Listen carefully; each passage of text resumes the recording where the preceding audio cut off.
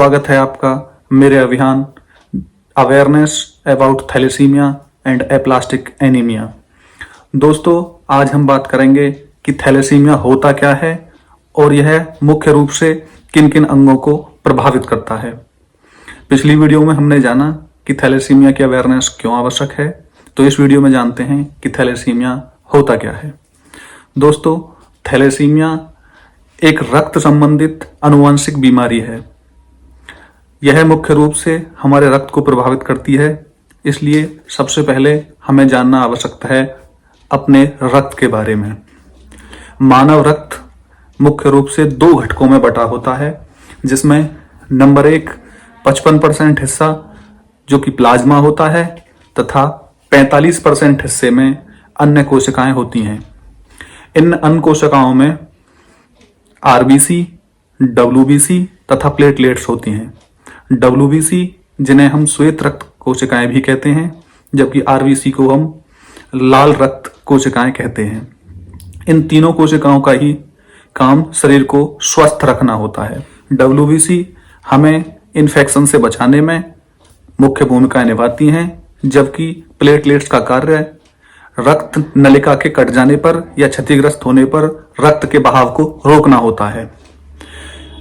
RBC यानी कि लाल रक्त कर्णिकाओं का मुख्य कार्य शरीर के प्रत्येक हिस्से तक ऑक्सीजन पहुंचाना होता है। लाल रक्त कर्णिकाएं मुख्य रूप से थैलेसीमिया में ग्रसित होती हैं, तो हम लाल रक्त कर्णिकाओं के बारे में थोड़ा विस्तार से जानेंगे। एक स्वस्थ मनुष्य के शरीर में लगभग 50 लाख लाल रक्त कोशिकाएं होती हैं। प्रत्येक लाल रक्त कोशिका में लगभग 300 मिलियन हीमोग्लोबिन अणु होते हैं।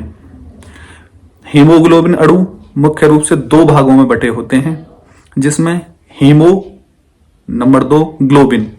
ग्लोबिन छोटे छोटे मात्रकों से बना प्रोटीन होता है, जिन्हें हम अल्फा, बीटा, गामा और डेल्टा अणुओं के नाम, इकाइयों के नाम से जानते हैं। अल्फा, बीटा, गामा एवं डेल्टा इकाइयां हमारे शरीर में एक कोडिंग के रूप में होती हैं। आप ऐसा समझ सकते हैं कि जब अल्फा ग्लोबिन की उत्पादक क्षमता में कमी आ जाती है या वह रुक जाती है तो अल्फा थैलेसीमिया होता है। बीटा ग्लोबिन मात्रकों की उत्पादक क्षमता में कमी आ जाती है तो बीटा थैलेसीमिया होता है। बीटा थैलेसीमिया की गंभीरता इस बात पर निर्भर करती है कि बीटा ग्लोबिन की उत्पादन क्षमता में किस स्तर की कमी आई है। यदि बीटा ग्लोबिन उत्पादन क्षमता पूरी तरह से रुक चुकी है तो हमें गंभीर रूप से थैलेसीमिया होता है, जिसे थैलेसीमिया मेजर कहते हैं। यदि बीटा ग्लोबिन उत्पादक क्षमता में केवल कमी आई है तो यहाँ बीटा थैलेसीमिया माइनर होता है। यह थैलेसीमिया का बेसिक स्ट्रक्चर है। थैलेसीमिया मुख्य रूप से हमारे ब्लड को, हमारे रक्त को प्रभावित करता है। थैलेसीमिया एक ऐसा रोग है जो पहले ब्लड को प्रभावित करता है, फिर बाद में धीरे धीरे शरीर के अन्य अंगों को भी प्रभावित करता है। थैलेसीमिया रक्त से जुड़ा हुआ रोग है, तो हम जानेंगे कि आरबीसी का निर्माण कहाँ और कैसे होता है। मानव शरीर की हड्डियों में एक पीले रंग का धातु भरा हुआ होता है, जिसे हम अस्थि मज्जा कहते हैं। इसी अस्थि मज्जा में आरबीसी का निर्माण होता है। आप ये कह सकते हैं कि जिस व्यक्ति के अंदर अस्थि मज्जा की कमी होती है या अस्थि मज्जा अनुपस्थित होता है, उन्हीं लोगों में थैलेसीमिया के गुण पाए जाते हैं। बीटा थैलेसीमिया मेजर वह व्यक्ति होते हैं जिनके अंदर अस्थि मज्जा अनुपस्थित होता है। तो दोस्तों, हमने जाना कि थैलेसीमिया होता क्या है।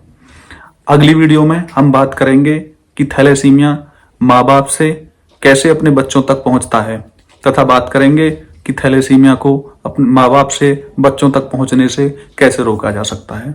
धन्यवाद दोस्तों।